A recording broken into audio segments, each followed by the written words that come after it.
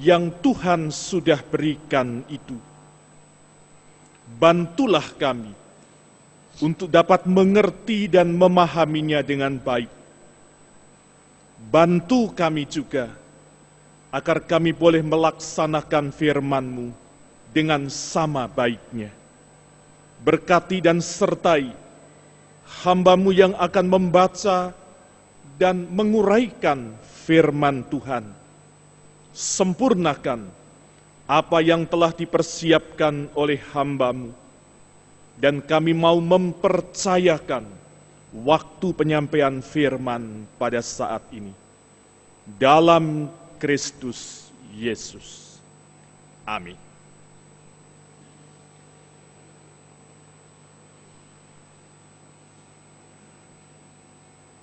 Pembacaan firman Tuhan pada pagi hari ini diambil dari surat Galatia. Surat Galatia pasal yang kelima, kita akan memperhatikan ayat yang pertama, Galatia 5 ayat 1, lalu kemudian kita akan melanjutkan dengan ayat 13 sampai dengan ayat yang ke-26. Inilah firman Tuhan yang menjadi dasar perenungan kita pada saat ini. Supaya kita sungguh-sungguh merdeka. Kristus telah memerdekakan kita. Karena itu berdirilah teguh dan jangan mau lagi dikenakan kuk perhambaan. Ayat 13. Saudara-saudara, memang kamu telah dipanggil untuk merdeka. Tetapi janganlah kamu mempergunakan kemerdekaan itu sebagai kesempatan untuk kehidupan dalam dosa. Melainkan layanilah seorang akan yang lain oleh kasih.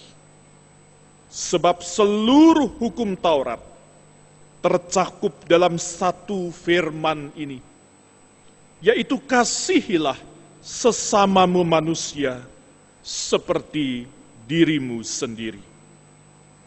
Tetapi jikalau kamu saling menggigit dan saling menelan, awaslah supaya jangan kamu saling membinasakan.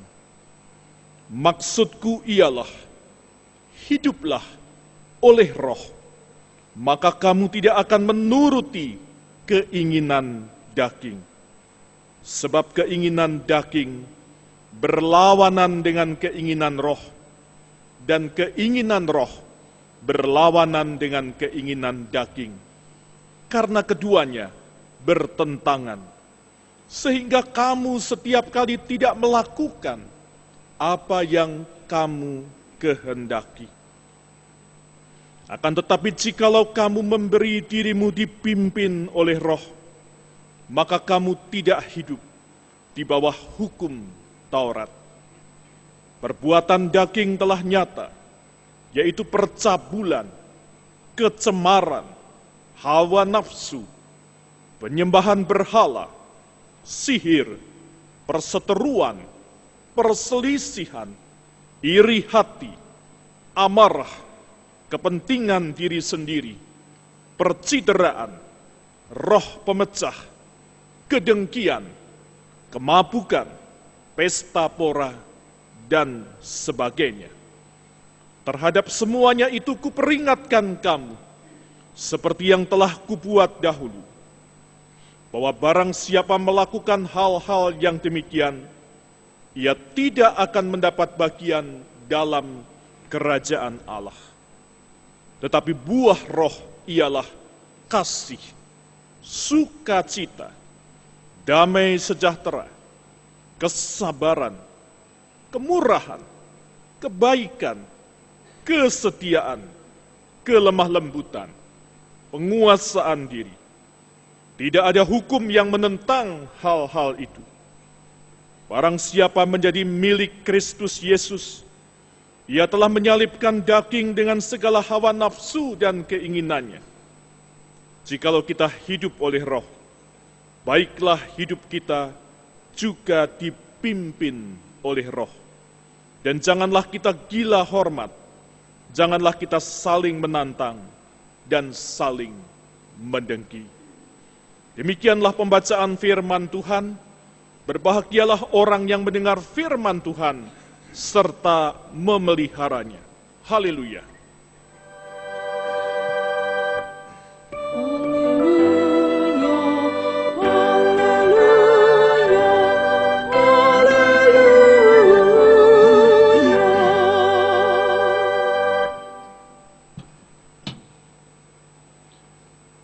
Jemaat yang dikasihi Tuhan, sebuah pertanyaan. Apa bedanya antara freedom atau kemerdekaan dengan lisensi, sebuah hak yang diberikan kepada seseorang atau sekelompok orang untuk bisa melakukan sesuatu.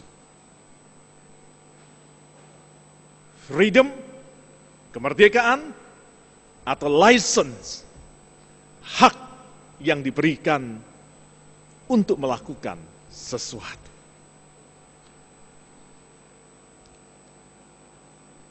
Nah, saudara-saudaraku, disadari atau tidak, ternyata banyak orang seringkali memahami freedom itu sebagai license, sebagai hak yang diberikan untuk melakukan sesuatu. Dan karena hak itu dikaitkan dengan kemerdekaan, berarti adalah hak saya untuk melakukan apapun yang saya mau karena saya orang merdeka. Saya sudah terima license ini, hak ini.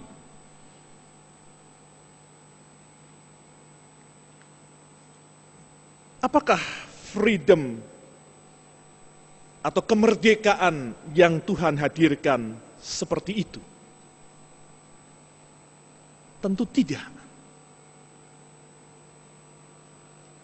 Sebab freedom itu adalah satu keadaan yang berlaku untuk semua orang.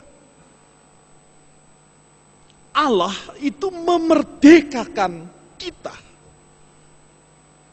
Dan kita itu berarti bukan hanya saya,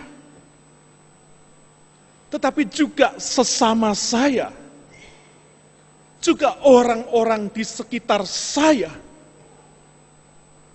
Semuanya dimerdekakan oleh Allah.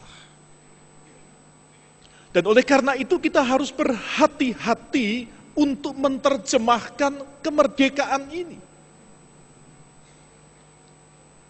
Jangan sampai kemerdekaan kita ini atau kemerdekaan saya ini lalu justru menjadi penghambat buat kemerdekaan orang lain. Sebab ketika sebuah kemerdekaan atau sebuah kebebasan menjadikan orang lain tidak bebas atau tidak merdeka, maka itu bukanlah freedom. Itu adalah license. Kita memahaminya sebagai license. Hak kita, tapi tidak peduli dengan orang lain. Sedangkan freedom itu selalu dilandasi kepedulian kita kepada yang lain. Oleh karena itu, saudara-saudaraku, freedom itu harus diletakkan di dalam konteks panggilan untuk mengasihi. Dan dalam hal ini, apa yang ditulis Paulus di dalam ayat 13 lalu menjadi menarik. Saudara-saudara, memang kamu telah dipanggil untuk merdeka. Tetapi janganlah kamu mempergunakan kemerdekaan itu sebagai kesempatan untuk kehidupan dalam dosa. Melainkan layanilah seorang akan yang lain oleh kasih. Kemerdekaan yang pada awalnya Paulus tegaskan di dalam ayat yang pertama, supaya kamu sungguh-sungguh merdeka, maka Allah sudah memerdekakan kamu. Sekarang diletakkan oleh Paulus di dalam konteks kasih.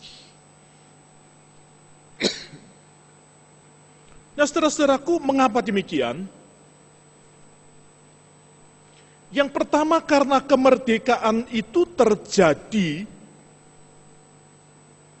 justru ketika kita itu mengasihi. Sebab sekali lagi kita harus memahami bahwa kemerdekaan itu bukan hanya saya, tapi semua.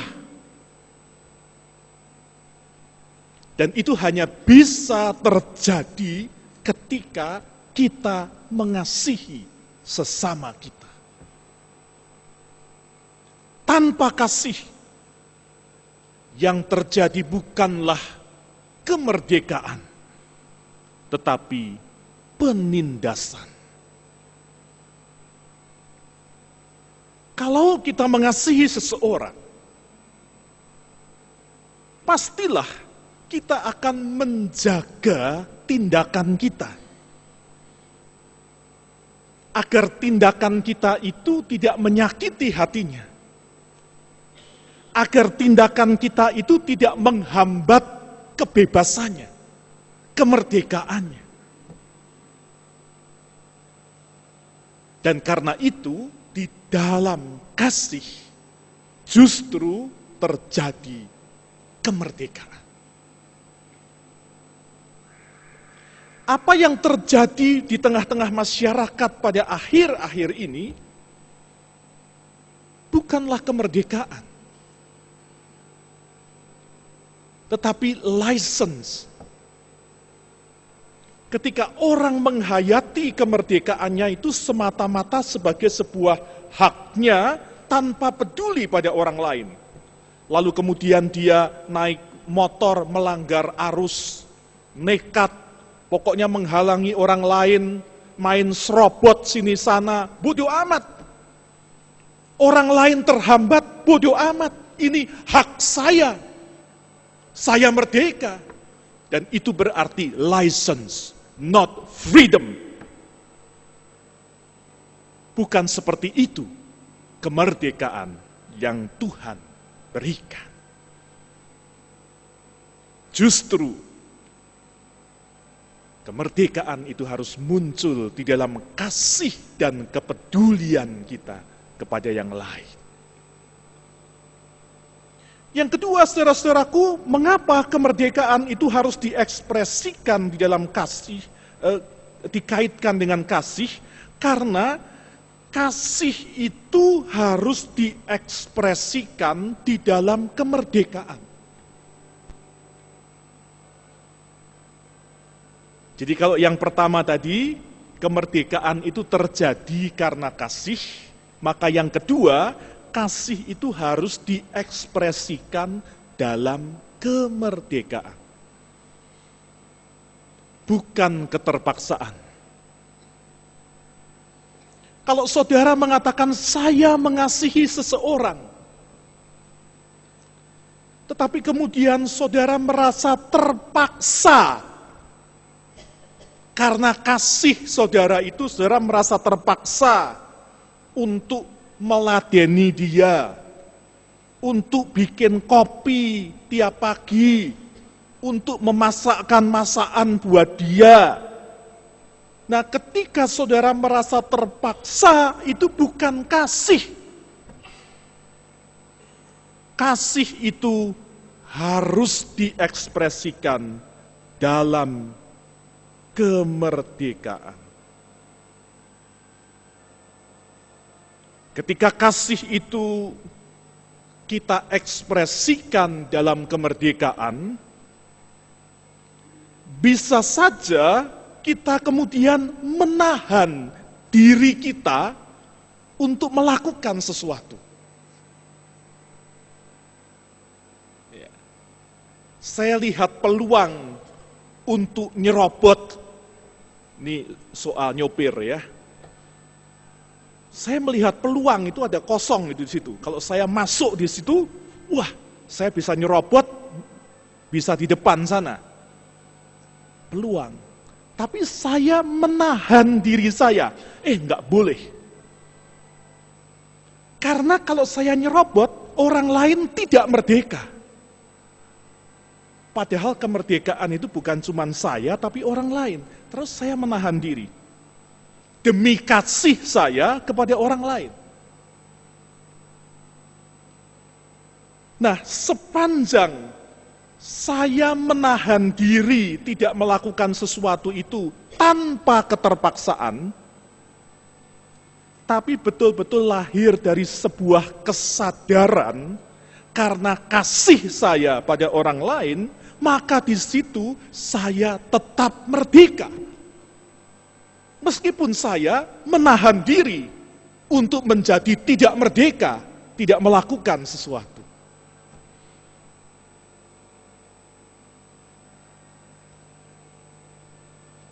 Jadi saudara-saudaraku, menahan diri untuk tidak melakukan sesuatu bukan berarti kita tidak merdeka, kita tetap merdeka. Karena kita melakukannya demi kasih dan di dalam kasih. Nah, saudara-saudaraku, inilah yang disebut di dalam tema kita sebagai kasih yang memerdekakan. Itu seperti itu.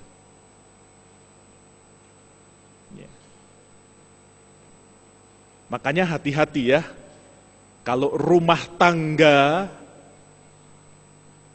katanya diisi dengan kasih, dimulai dengan kasih, di dalamnya ada kasih, tetapi ada yang merasa terhambat, ada yang merasa tidak merdeka.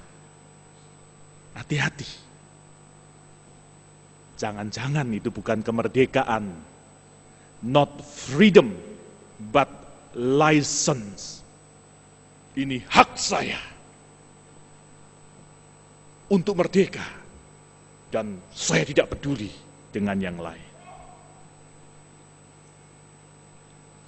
Namun saudara-saudaraku, pada gilirannya kasih yang memerdekakan itu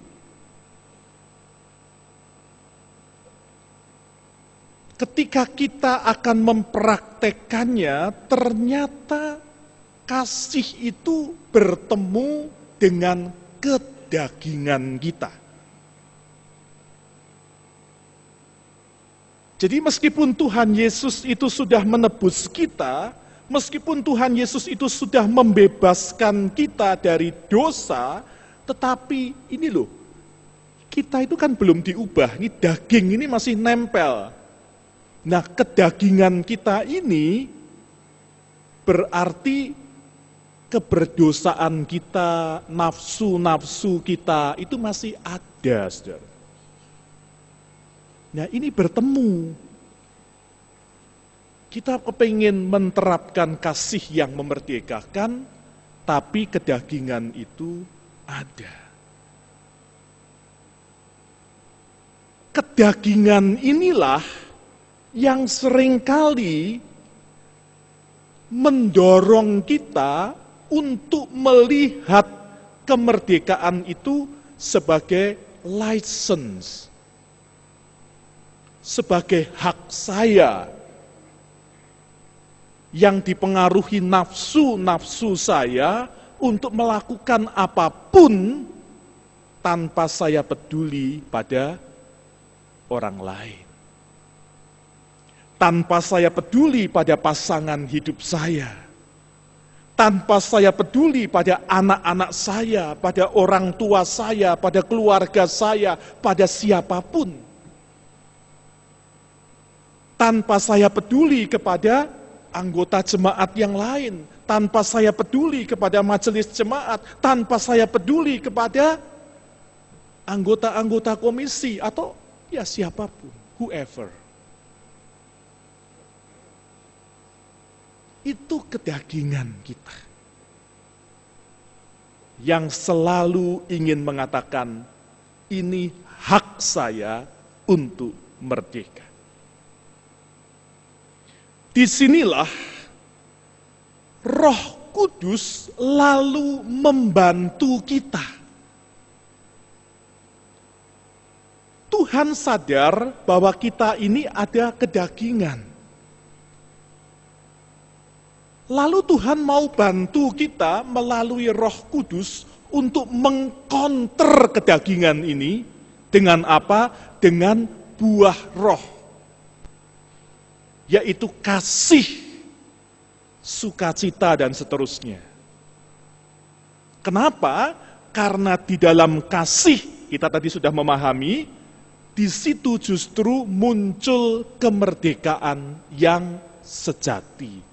Nah, Tuhan ingin kita itu melakukan kasih, mempraktekkan freedom, not license.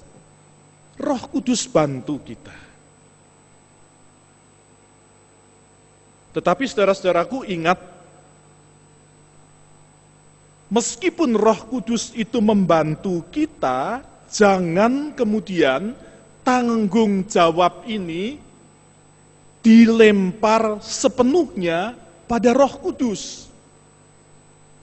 Ya. Kalau saya tidak bisa melakukan itu, bukan salah saya. Itu salahnya Roh Kudus. Kenapa Roh Kudus enggak bikin saya bisa? Ya. Nah, ini artinya melempar seluruh tanggung jawab kepada Roh Kudus. Tidak, saudara. Ada tanggung jawab kita. Ada kewajiban kita. Tanggung jawab dan kewajiban kita adalah mendengarkan roh, hidup oleh roh, dan mengalahkan kedagingan kita. Itu yang diungkapkan oleh Paulus di dalam ayat 16. Maksudku ialah hiduplah oleh roh, maka kamu tidak akan menuruti keinginan daging. Kata hiduplah oleh roh, itu bukan Roh Kudus, itu kita. Kita yang diminta hidup seperti itu. Itu tanggung jawab kita. Kesalahan yang seringkali kita buat adalah kalau ada orang membantu kita, lalu tanggung jawab itu diletakkan sepenuhnya ke pundaknya. Sehingga orang itu bukan lagi membantu kita, tetapi menjadi pembantu kita. Ya, beda. Orang yang membantu kita bukan pembantu kita. Tetapi kita seringkali menjadikannya pembantu kita. Hati-hati. Ya. Coba saudara bayangkan, saudara sedang punya tugas untuk memberesi gereja ini sendirian. Ya, saudara bersihkan bangku, ya. Saudara menata kursi-kursi untuk paduan suara sendirian. tiba-tiba ada teman saudara masuk. Lalu melihat saudara sedang melakukan pekerjaan itu sendirian. Kasihan. Lalu kemudian dia membantu Anda. Saya bantu ya, kasihan kamu sendiri. Terus dia mulai bersihkan bagian belakang. Kita bagian depan, dia bersihkan bagian belakang. Nah, itu membantu. Tetapi ketika kemudian saudara melihatnya, itu di sana kurang bersih. Coba lakukan di sana. Ya, udah. Coba sekarang kursi-kursi ini ditata, coba diangkut itu dari sana dibawa ke sini buat paduan suara. Coba itu sana bersihkan. Itu orang itu bukan lagi membantu kita. Sudah menjadi pembantu kita. Nah, yang sering terjadi seperti itu bahkan terhadap Tuhan. Roh Kudus membantu kita untuk mengkonter kedagingan dengan buah roh. Tapi jangan jadikan Roh Kudus pembantu kita. Tanggung jawab tetap di dalam diri kita. Kalau kita gagal, bukan salahnya Roh Kudus, tapi itu salah kita. Kesalahan yang kedua, saudara-saudaraku, ketika kita berbicara tentang buah roh, kita seringkali fokus kepada buah roh. Ya, waduh ini bagus ini. Buah roh, luar biasa. Kasih, sukacita, damai sejahtera. Lalu kemudian kita fokus ke situ. Bagaimana caranya saya bisa mengasihi? Ya. Bagaimana supaya sukacita itu mengalir melalui hidup saya? Kita fokus ke situ, kita berusaha melakukan itu. Tapi ternyata semakin kita berusaha, semakin gagal. Semakin kita mengharapkan sukacita muncul, semakin tidak ada sukacita. Kenapa? Karena kita fokus kepada buah roh. Padahal buah roh itu bukan bagian kita. Namanya saja buah roh. Itu bagiannya Roh Kudus untuk membantu kita. Fokus kita bukan buah roh. Fokus kita adalah mengalahkan kedagingan. Mengendalikan nafsu-nafsu kita. Ketika kita fokus kepada buah roh dan lupa mengendalikan kedagingan kita, percuma.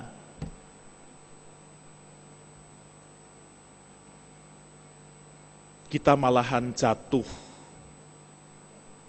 stres, karena berusaha tapi nggak bisa. Lawang yang bukan bagian kita kok, kita malah kejar-kejar ke situ, itu bagiannya Roh Kudus.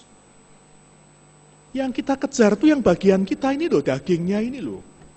Fokusnya ke situ.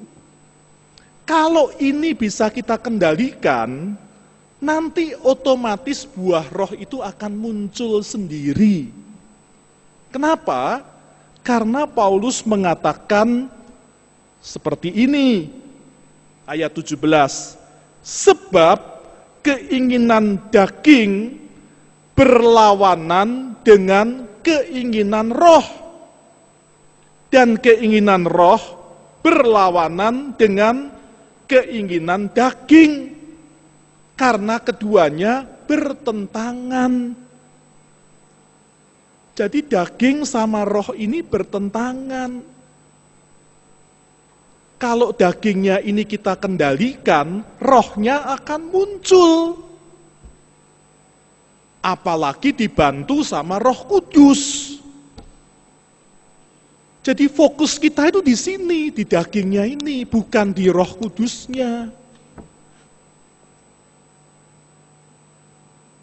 Nah, itu kesalahan yang kedua. Oleh karena itu, saudara-saudaraku, ketika kita menyadari bahwa ternyata kasih itu yang memerdekakan, maka mari kita belajar untuk menerapkan kasih dengan cara mengendalikan kedagingan kita. Nanti kasih itu akan disempurnakan, dimunculkan oleh Roh Kudus. Dan itulah artinya kita hidup di dalam Roh. Siapa yang memimpin? Bukan kasih nggak bisa mimpin. Yang mimpin diri kita sendiri. Karena kesadaran kita. Ya. Oleh karena itu mari kita belajar melakukannya. Mari kita menghayati kemerdekaan itu bukan sebagai license, but freedom.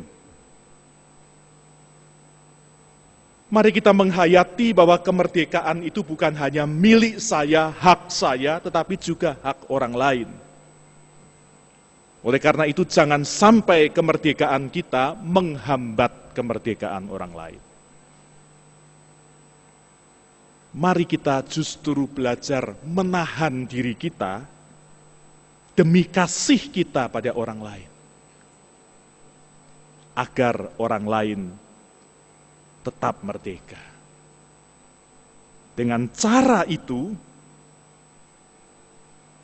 maka kemerdekaan kiranya boleh menjadi milik semua orang.